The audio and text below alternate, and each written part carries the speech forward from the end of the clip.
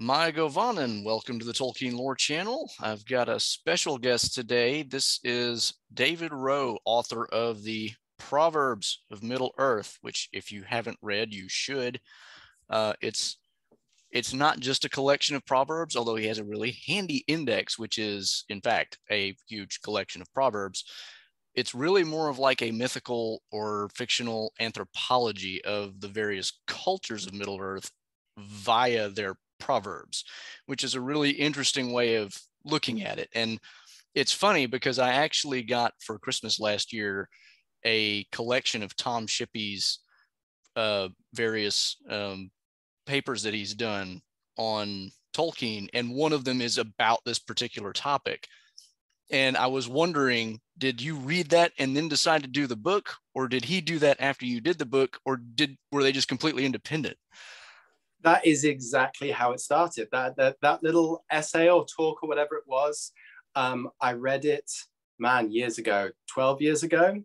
And it's called A Fund of Wise Sayings. And in it, he says there's a number of invented proverbs that Tolkien hid along the way in his books. And I just thought that's how it got started for me. I thought it might be fun to collect them. So I just started reading through and collected them. And I was expecting to find 60, 70, 80, and there was a lot more than I expected. So it's so fun. Like I was just thinking, how did it start for me? And then that's exactly what it was. It was that little essay. Yeah. And it was really interesting for me reading his essay after I read your book, because it was like, wait a minute, these two have to be connected somehow or other. And of course, I believe he also did one of the blurbs for. Yeah. In fact, it's the bottom blurb on the back cover. That's a really terrible shot because it's not a very photogenic cover. But yeah, he actually did one of the blurbs for the back of your book. So he obviously still had that in mind. And I do want to talk a little bit about the book itself, but I also want to go into kind of the broader aspect of wisdom imparted by Tolkien. As far as the book itself, what made you decide to go kind of with the anthropological aspect of it, really examining the cultures? Yeah, I mean, the way it worked for me is that I started off having made this sort of collection. I started blogging them. This is a long time ago, and my plan was to link things together by themes, or to go through the stories sort of chronologically. But as I did that, it just started standing out to me more and more that each of the different peoples, each of the different civilizations have a distinctness to their proverbs. So you can tell the difference between an elvish proverb or a dwarvish proverb, or whatever, one of the hobbits proverbs, because they reflect the culture that they're from. And so that's the reason I didn't intend for it to go that way, but it was kind of one of the discoveries along the way that I made. Yeah, well, I have a feeling a lot of books are written like that, and Tolkien's book, of course, is also written a lot like that. And actually, that brings up an interesting point. You're obviously British, but you've lived a lot of your life in America, I believe, as well, right? Yeah, last 10 years. Yeah. My wife, as it happens, spent a semester summer semester in Russia. She's always been really interested in Russia. And one of the things that she's been interested in beyond just learning the language or whatever is Russian fairy tales. And fairy tales are, in a way, a lot like proverbs, because a lot of them teach like morality lessons or whatever. Exactly. And one of the things that she's pointed out to me over time is how Russian fairy tales, most of them have kind of this backdrop message of stop complaining and just get it done, because they live in this really brutally cold environment where you can't grow much for most of the year. It's like life is hard, get over it and deal with it. And that's kind of the cultural wisdom imparted by their fairy tales. And so I was wondering, have you noticed a similar kind of uniqueness between, not necessarily fairy tales, because America doesn't really have a lot of native fairy tales. It has a few. But have you noticed that kind of a difference in British and American culture and the kinds of wisdom imparted in those ways? Yeah, I mean, I'm not an expert, so that would be my first thing to say, is that it's not like it's something I've studied, but one of the things I've noticed is like American superheroes versus British superheroes, completely different. And I'm thinking there aren't honestly many British superheroes, and that's kind of the point. But even like cartoon characters, like I grew up watching cartoons about superheroes, but it was like Banana Man, Danger Mouse. Like these guys were not going to save the world. They would like, it's very small scale, you know? Right. Whereas the American comic book superhero tradition is completely different. And there's an emphasis on moral rectitude allied with strength, which I think is a very American way of seeing its own purpose, as it were. And so, like, I think the tales that you tell yourself absolutely speak a lot about a culture. Like, just as you were talking about Russia, because you're right, like fairy tales work in a similar way to proverbs. Like traditional songs do that too. And even things like, it's interesting that in The Hobbit, Tolkien uses riddles, and riddles do the same thing. Like they're part of oral culture. They're a thing that's passed down and passed down and passed down, and no one really necessarily knows where they come from, but they pass on a sense of identity in the type of wisdom or in the type of focal points that they have. So yeah, I mean, America's still a very young country, really, and so it's one of those things that a real study could be very fun. But I don't know enough to give a real answer. But that's what came to mind, was like the cartoon characters, the stuff that I grew up watching, so different in America. Yeah. Well, I can appreciate that answer though, because one of the things that I've kind of realized over the past probably decade or so, especially with the rise of the Marvel Cinematic Universe and all this stuff, is that I mentioned earlier, America doesn't have a whole lot of its own fairy tales, but it does have its own mythology. And they have just basically created a mythology in the comic books that they didn't have inherited from other places. Yeah. And you're right. You mentioned the moral rectitude allied with strength. I mean, the two characters that come to mind when I think of that are Superman for the DC comics and then Captain America for Marvel. They're both very much kind of like that emblematic symbol of what the American ideal is. We're the biggest, we're the strongest, but we're also right. Now, of course, you can take that too far and think that whatever you do is right. But the point of the ideal is it's fine to be the strongest, but you need to be right along with that, and that's what makes you the hero, not the fact that you just have the power. So I actually kind of like that you went there, because I think that's a really interesting parallel, that America doesn't have a whole lot of its own history in terms of, the Native Americans, of course, have their own cultural background and all that stuff. But for the European descendants who now live here, they kind of left their old stuff behind, and what they put in its place is largely comic book heroes, which is kind of fascinating. And it's not even that they completely left behind the other stuff, because as I always like to point out when I talk about this, they're still borrowing Thor from Norse mythology. I mean, sure, it's a little bit like American Gods by Neil Gaiman, where you have like the old gods and the new gods. So you have the old, I mean, in American Gods, it's Odin is one of the main characters, but then you have the god of the internet, the god of the shopping mall, the god, and they're in this competition, and that's an interesting thing in it. Like, it works because there is that cultural clash in America. And so when you talk about proverbs, like there's a lot of traditional British or European proverbs that Americans have. Right. That like they've been passed on just the same. And they may be used slightly differently. Nursery rhymes get passed on. Like, you sing similar songs to your children here than you do in Britain. Although a But lot of them have we've lost all sense of their meaning over time. well, I mean, that's one of the wonderful things about oral culture as well, is that things take on different meanings as they get passed down, which that's kind of mysterious. And then you look back into it and you're like, what? That was about the Black Death? I didn't realize that. You went to the same place I did because I was thinking of Ring Around the Rosie, right. which is, that's a fascinating study all to itself.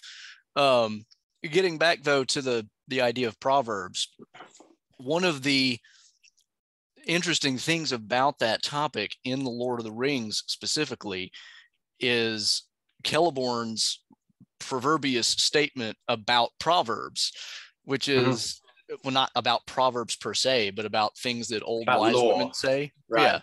You know, he mentions that wise old women may keep in their sayings wisdom that other people have forgotten. So you do not despise the law that's passed down. Yeah. Right. And so in that line, there's a few places where Tolkien kind of does this thing where he says something through a character and you're pretty sure what he's really saying is, you should take this to heart, reader. And I think that's one of them. He's telling us, and of course, this was a lot of his own study, was studying the things that had been lost in history because either the manuscripts had died and the oral tradition had died out, like much of English culture because of the Norman conquest and everything else. Yeah. But so he's trying to put in mind, we really need to remember these things because they actually may be important, not merely within the context of this one little story, but and in our own tradition. Is it, I don't remember if it's Eomer Théoden now, who says, what days of this dreams and legends spring to life out of the grass. Eomer. Right. And they're a young culture, the Rohirrim, and they need to keep in mind ancient things because they have fairy tales, fairy stories about hobbits, but no one believes them. They have tales about Ents. No one really does anything with them, but those things have been passed on. They're still alive, and it's in the same way that in Minas Tirith they have this rhyme of lore about Kingsfoil, and it's just like something that gets repeated. No one thinks that actually has a purpose to it, and then suddenly this thing comes to life in front of their eyes, and it's like, oh, it wasn't just something for old wives. It was something that was like a gift that we were passing on without even realizing it. Yeah. Well, and that is actually another, it's kind of like the culmination of Celeborn's statement, because it's literally an old woman who repeats the rhyme. And then, it turns out she's actually spouting something that's really, really useful as it turns out. And, you mentioned Eomer's conversation. That's actually one of my favorite conversations in the entire story, really. It's where he's talking to Aragorn for the first time. And what he ends up saying is, there's legends springing out of the grass. How am I to make a decision? Is essentially his question. Aragorn's response is, as you always have. Right and wrong haven't changed since yesteryear, which I'm not so sure Aragorn is spouting a proverb there, but it's at least proverb adjacent. He's kind of saying something that is in a proverbial type of tone, which conveys a sense of wisdom. It's like, just because it's a tough situation doesn't mean suddenly the moral dynamic is entirely changed.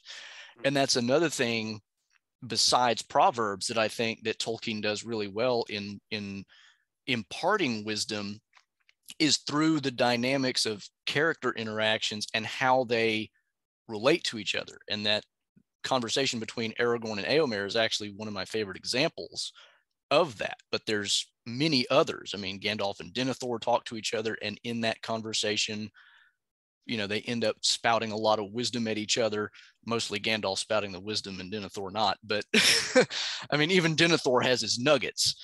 So, but that's another angle that, if we wanted to just talk more broadly about the wisdom of Tolkien, you could write additional books just on a bunch of different topics like that. So I was curious, did you have any other thoughts on other ways in which Tolkien imparts wisdom besides just the Proverbs? I think that I'm one of these people that follows Exploring Lord of the Rings with Corey Olsen, and they've just been talking about Gimli seeing in the distance these mountains that mean so much to him, even though he's only, like he says, he's only seen them once in waking life. But there he has songs about them. He has so much memorized. He knows what they look like, even though he's not been there, because like stuff has been passed on because it's valuable. And so I feel like Tolkien, it's more that it's not necessarily that he is saying, here is some wisdom, I'm going to give it to you. I think it's more that he gives an embodiment of lots of very valuable ways of approaching subjects. So approaching subjects like goodness or duty or bravery, courage, or like just making decisions. Like he manages, through having different civilizations, to have different perspectives on tricky subjects. And then in the Fellowship, they often have to work out, well, which one are we going to choose then? I mean, that's one of the famous ones is Elrond and Gimli discussing vows, because Gimli doesn't really think very much of other peoples. And he really thinks that they ought to swear a vow because, sworn word may strengthen quaking heart. Or break it, as Elrond would follow and up. Elrond is like, I have some stories from my family history that might suggest vows aren't always the best mode of assuring like like a good future in your group. But they have two different cultural perspectives, and they battle it out with Proverbs, because they're like, well, my culture says this, and my one, they don't say it in those terms.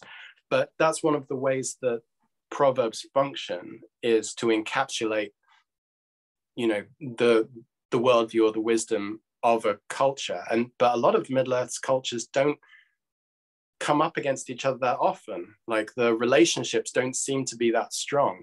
And so they end up using Proverbs or using, rhymes of law or songs to explain themselves, often when they're with someone from a different people, and they're trying to explain why they do things the way they do. Like I'm thinking of Faramir and his attitude to war, which, I mean, Tolkien was a warrior. He was in war, and Faramir gives one of the best explanations for why being a pacifist is not an option for him, right, and for his culture.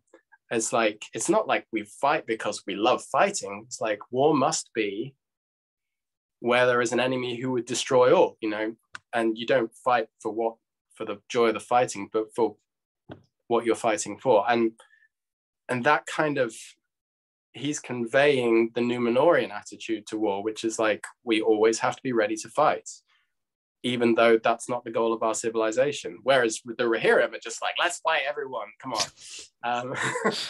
Like they have a different attitude to war. They're like that high-hearted thing that Faramir talks about, that he thinks Boromir is more like the Rohirrim than like the traditional Númenórean ethic. Yeah, that's the cross-cultural kind of side of it. Yeah, that's also one of my favorite, monologues, I guess, in the story. And Faramir is easily my favorite character, probably in the entire story.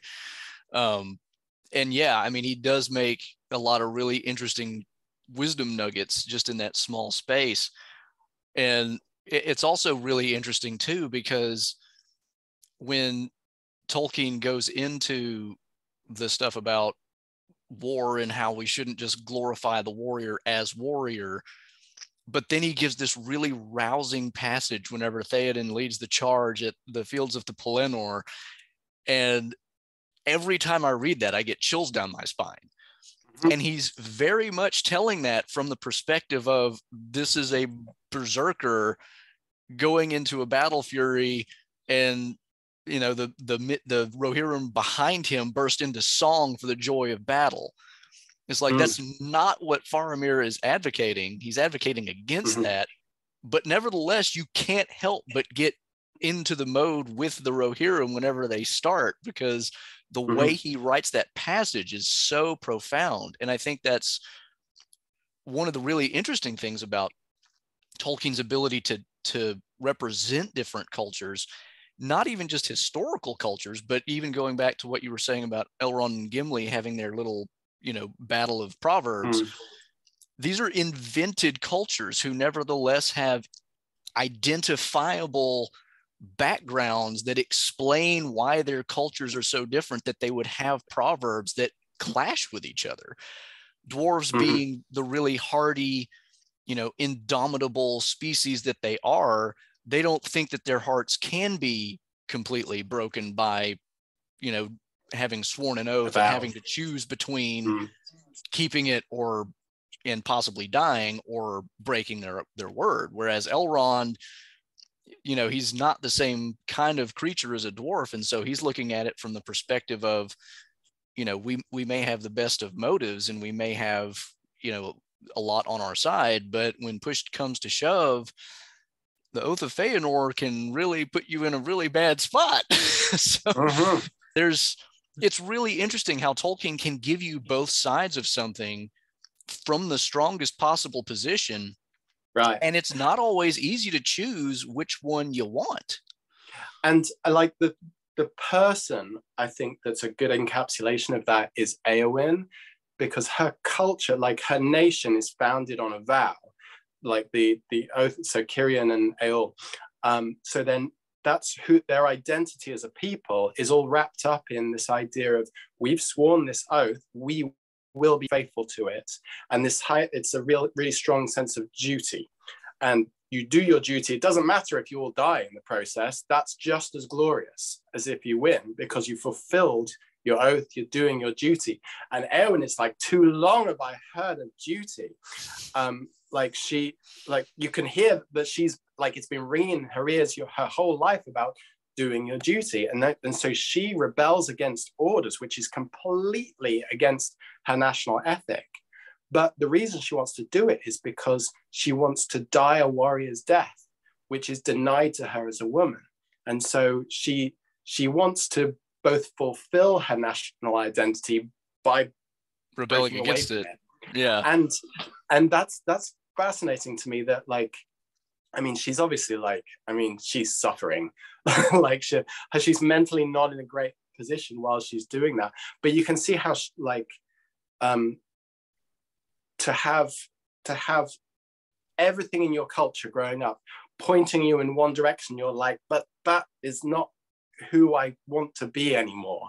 And you have to break away from it. And so in the same way that like the Ents have spent their whole, like, heaven knows how many thousand years just weathering storms, because that's a very tree-ish thing to do. They say, there's naught an old Ent can do to hold back a storm. He must weather it or crack. So they just weather storms. And then suddenly they're in a position where like doom will come to us if we stay at home or not. And so they become proactive and they go out and fight, which they break their own national ethos, because suddenly they have to.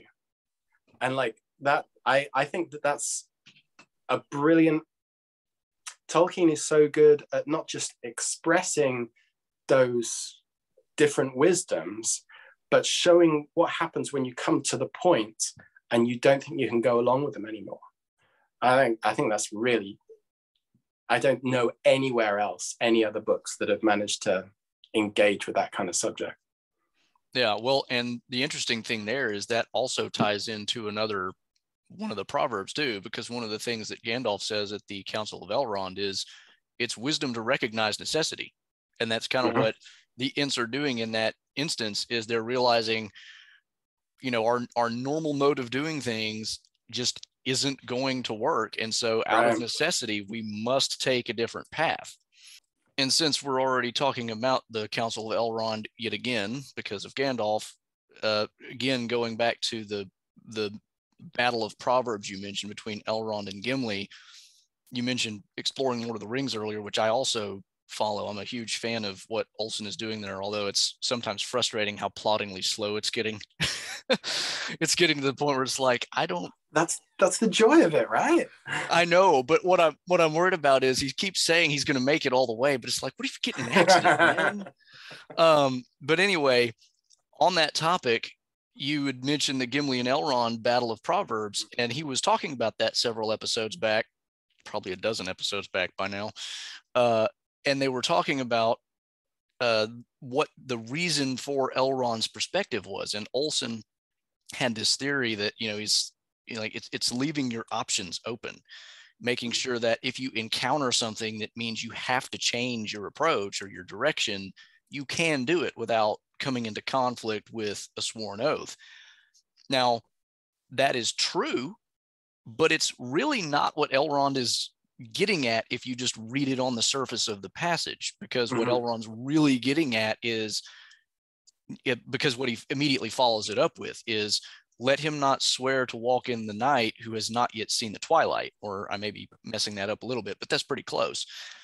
And so his point there is, if you don't know how hard it's going to be, don't assume that you're going to be able to keep your word all the way through. So he's not really talking about keeping your options open, but it's interesting that this piece of wisdom that Elrond is imparting is wise from both perspectives, both the one that Elrond explicitly states and the one that Corey Olsen kind of adds as an additional perspective. So that's another way in which wisdom works, is that you can look at it from any angle and you can't really undermine it, I think. Yeah, there's kind of a multifaceted thing to true wisdom. There's like good sense, like Hobbit sense is a type of wisdom, but it only really works in the Shire. Like, it's quite parochial. Whereas what the reason that Elrond is such an incredible counselor is that he is cross-cultural. Like, he is, like, his family line is cross-cultural, but he also has always had people passing through as well. And so I think that he's in that peculiar position of being able to see from multiple perspectives and explain things that otherwise would be a barrier to collaboration. He's kind of like a fulcrum around which collaboration can happen because he's particularly gifted in that way. But like in that example, I think he's mainly thinking about the hobbits, especially about Merry and Pippin. Like, he just doesn't know if they're going to be able to handle it, and that it would really genuinely break their hearts if they had to go against some kind of vow. Like, I wonder what it would have been like, because we know that ultimately Aragorn, Legolas, and Gimli do not stick with the ring.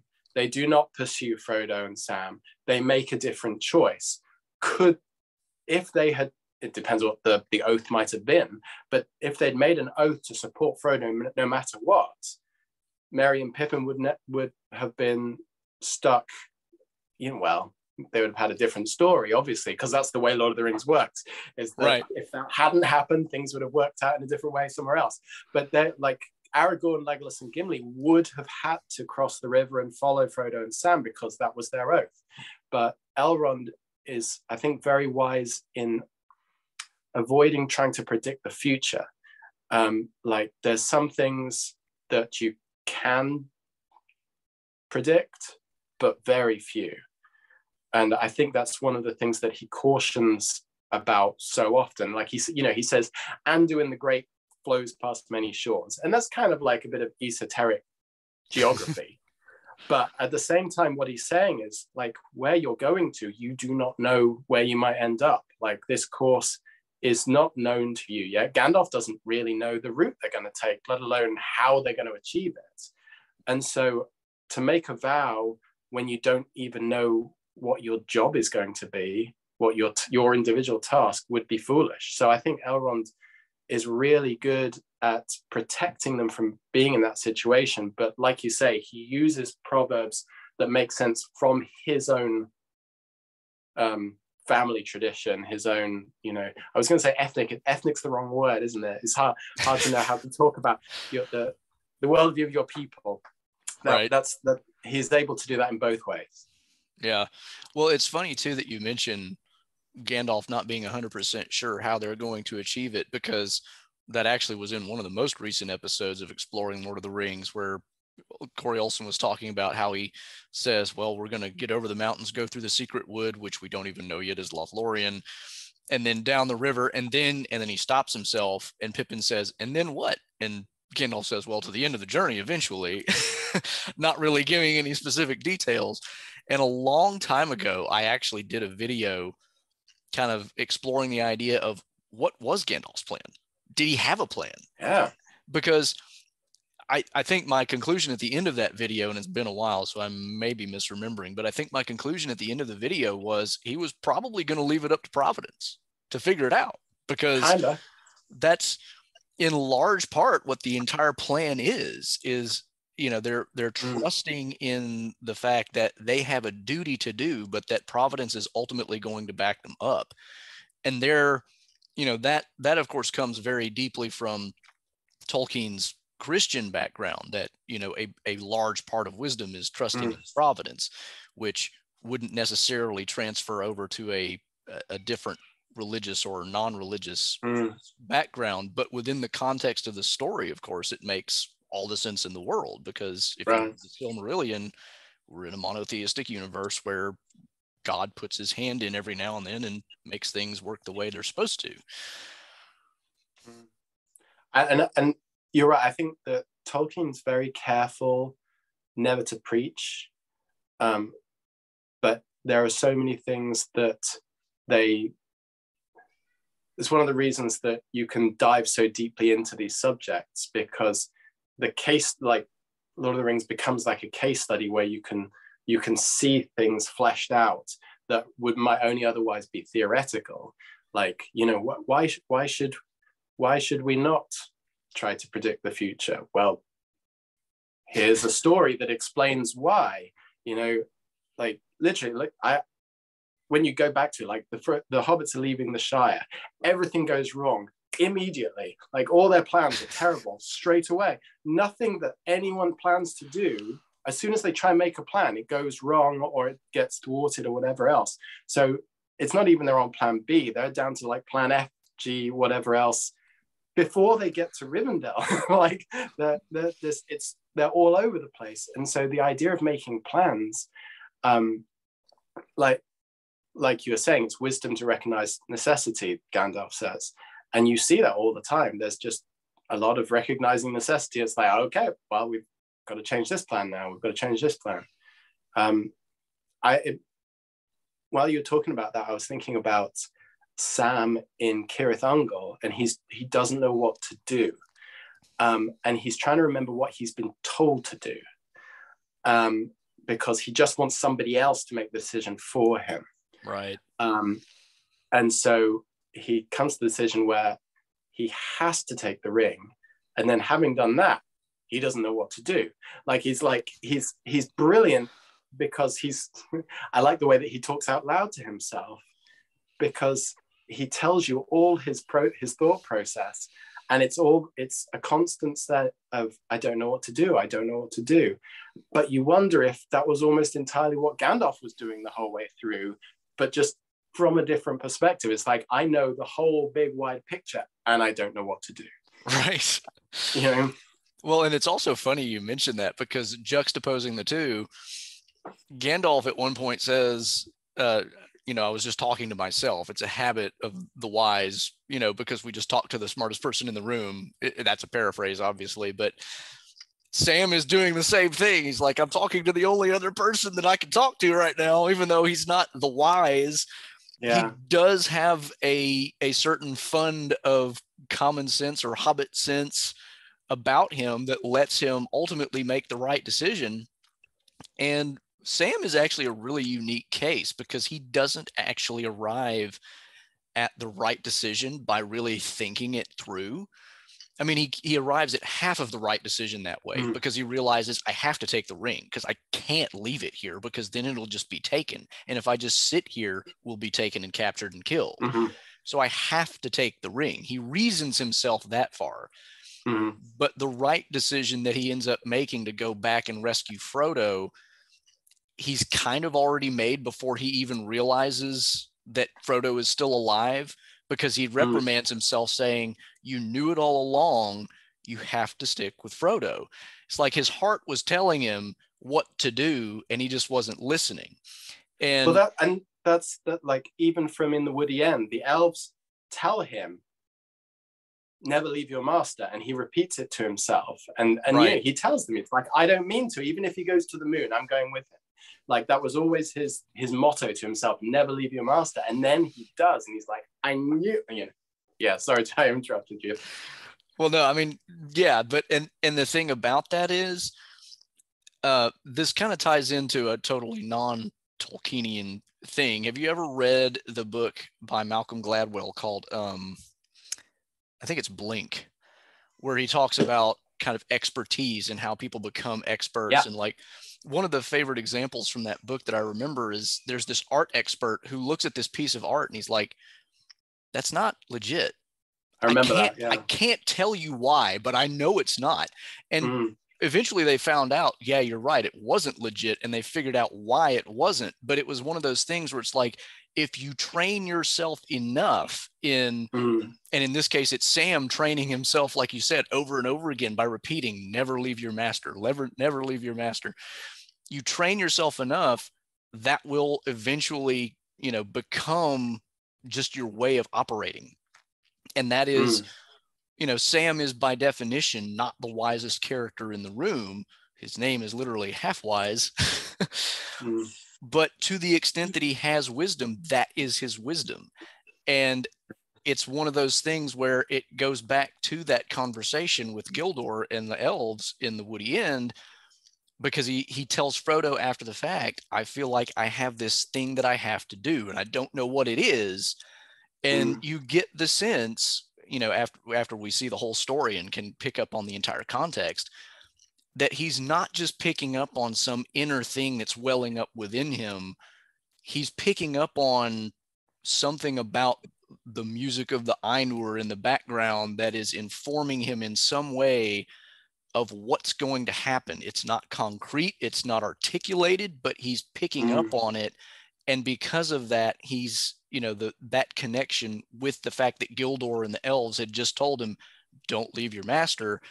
Those two things gel, and that becomes not just a mantra, but a true piece of wisdom for him. I think that's a great observation. Like, it's partly that he's being prepared along the way, like different things nudge him in particular ways. Right. But then he's also got a sense of purpose, but he can't put his finger on exactly what it is. Right. But he just has, he has to see it through. And I think that's really good. And I wonder if you could apply that to other characters. I think it's really good for him, because when he's in the Woody End, that's the first time he has a sort of premonition, sense of vision, a sense of like the way, because up until that point, he just wanted to go and see the elves. And then he's seen them on like the second night or whatever it is. Like, so what do we do now? But now from that point on, it's like he says, I seem to see further somehow, right? I love that. Yeah.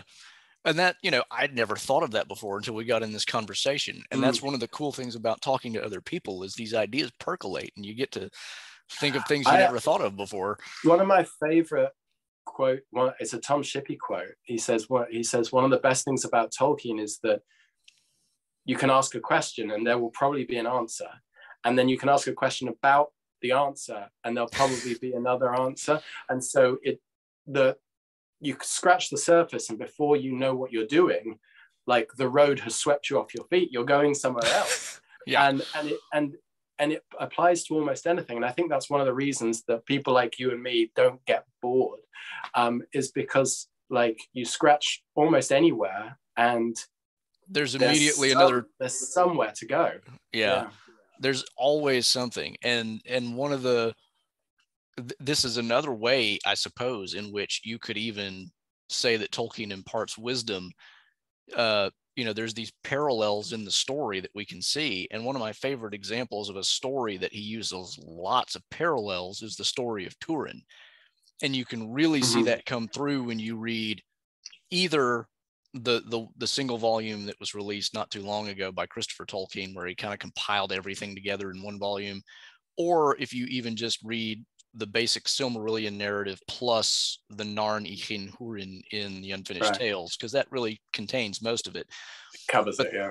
But there's these parallels. Like if you look at Turin's life and you kind of divide it in half, you can see where he's like doing parallel but opposite things on each end. And that in itself is kind of a wisdom teaching method, because it's showing you, you could do things the right way or you could do things the wrong way. And one of the best examples of that, and I really started picking up on this whenever, I think it was when Corey Olsen did his series on the Unfinished Tales way back when he talked about it. But he was, one of the parallels that he mentioned was Turin starts off treating very kindly a guy who is lame in one foot, Sador Labadal.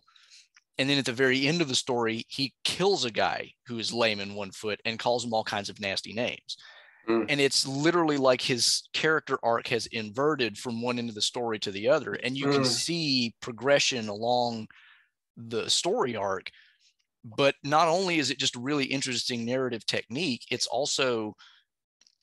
implicitly teaching you a lesson. Like, don't start down the path of what you might call the dark side, where you're just, doing things out of anger and selfishness and whatnot. If you stick with being kind and doing things for the right reasons and trying to be good to other people, you'll make fewer mistakes just in general. Yeah.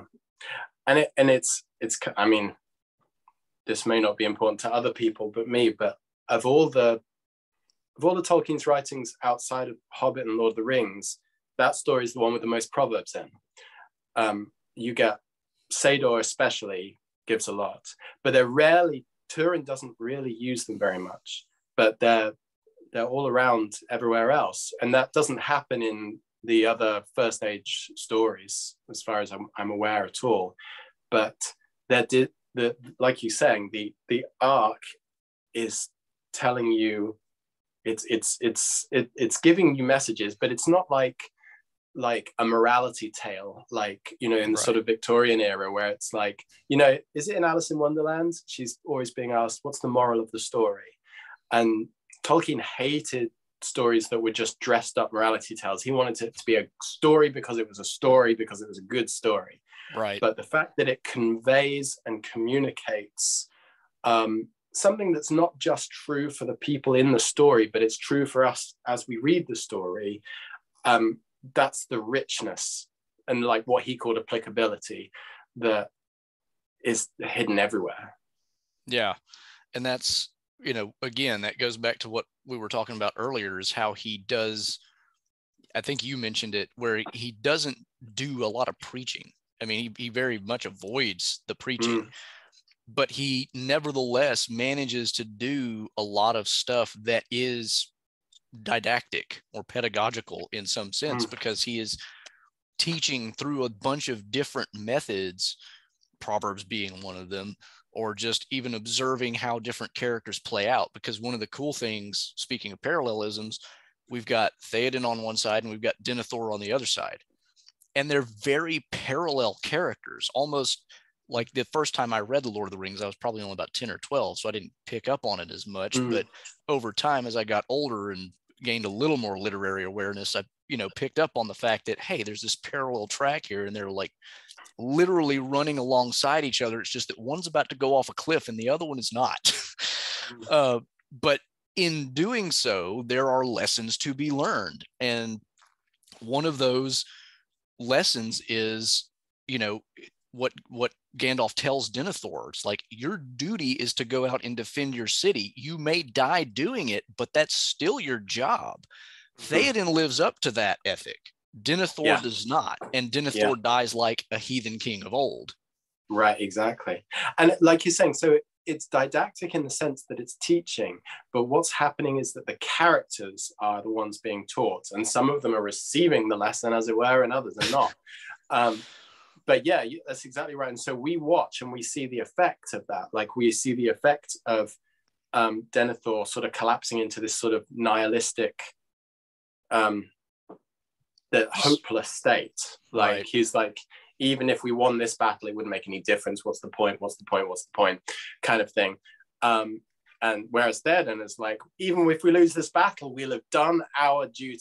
You know, that's and died gloriously on time. Exactly. It's a glorious and that's what he says when he dies. He says, like, I go now to my fathers, in whose great company I will no longer be ashamed. And that's beautiful. But it's like, you didn't even win, you know? Like, right. What did you actually achieve? You killed the standard bearer of the Southrons. Very good, well done. You know, but like in the picture of like winning battles, he hasn't achieved it, but he knows that he's fulfilled his part in the story. And I think that that's one of the things that you see again and again in all the different shapes and sizes. The people who recognize, I've got a part to play. It might be this big, it might be this big, but I've got a part to play, and they get on with it. That's something that is definitely to be received by us. Like we don't all get to be like all the stuff about, you know, small hands do them while they must, while the eyes of the great are elsewhere. Like most of the people who've ever read Lord of the Rings have pretty small hands, you know, like there occasionally like who's it, Queen Margarita or whatever, you know, there are like people with real influence who read Lord of the Rings, but most of us are just small hands, and we do whatever we do because we must. And that's something we can directly receive from the text, and not just be like, well, that's a nice thing to say to hobbits because they've got very small hands, you know, but we have small hands, and so we do what we can with them. Right. And that is in some ways the best piece of wisdom that Tolkien imparts. I don't want to keep you too awful late, because I know it's later than it is here where you are. Bedtime. Yeah. And believe me, I understand the value of bedtime, especially when you have kids. So again, I will urge everybody, pick up the book. It's good stuff. You can also find Mr. David Rowe at Mr. David Rowe, no spaces, on Twitter. And if you really want to pick up some good Twitter from Mr. David Rowe, find his thread on, you know, one opinion on Lord of the Rings that probably doesn't matter anyway. There's a lot of really great stuff in that thread. Is there anywhere else you would like to direct viewers to get more of your stuff or thoughts or anything like that? I mean, the only other thing is just my Tolkien Proverbs feed. Like one of the reason that what is the handle for that? That's a separate. It's just Tolkien Proverbs. Yeah. Okay. There's no gaps or spaces. Yeah. And it's been a lot. Like I've been just posting 3 of those a day for goodness knows 10 years or so, and it's lovely to see, because people react not based on, oh, I love this bit of the story, but they're like, oh, this means a lot to me today. And that's one of those things that you're like, I'm glad that I'm copying and pasting this thing today. Like, I'm glad, it's really nice, but it's also, it just drip feeds little bits of Tolkien wisdom into your day. And it really genuinely can make a difference sometimes. And that's a nice little drip feed part of Tolkien life that can do bits and pieces for you. Yeah. Well, and you're right. There's been several times even that I've caught that feed and I've thought, that is a really apt saying for today specifically, for some reason. Mm-hmm. And it happens with surprising regularity. So yeah, definitely follow at Tolkien Proverbs and at Mr. David Rowe if you want just generally good stuff on Tolkien. We will leave it there so you can go get to sleep. I'm sure you probably need some by now. And I will see everybody on the next video. Until the next time, Namarie. Thanks to all my Patreon patrons, especially Ringbearer's Ego Voice and One Patron to Rule Them All, and Elf Friends P.A. Brew News, Deanna Kaufman, Tracy Meehan, and Nathan Dufour.